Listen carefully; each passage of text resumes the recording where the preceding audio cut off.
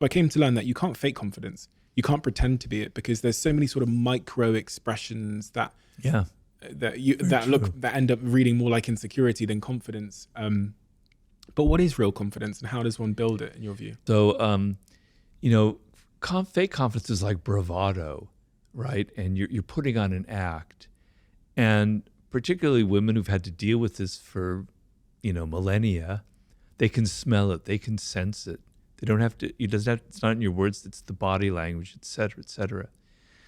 Real confidence comes from actual actions, from your actual things you've accomplished, right?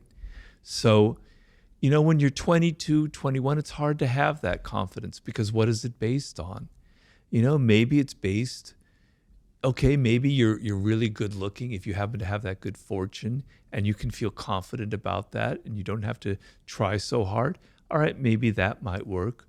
Or maybe you're really good at sports, or maybe you're a really good dancer, or you're a really great singer, but it's based on something real. You have a skill. You have something that separates you. You have something that you can do, that you can accomplish.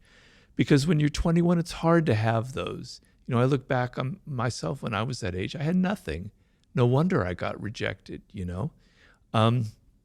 So it comes from what you do in life, okay? The finest sense of confidence is actually creating things and having success and meeting goals and achieving things and having a record of that, and maybe what goes with that is having some money, but it's not necessarily, because you don't have to have a lot of money, and you don't have to be good looking to seduce. That's a myth that I try to explode in The Art of Seduction.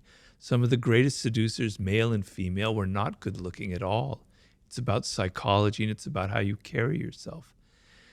But the confidence comes from actually what you can do, not how you feel or what you say. Well, it is how you feel, but the feeling is based on things that you actually can do, skills that you have that separate you, that make you feel really confident,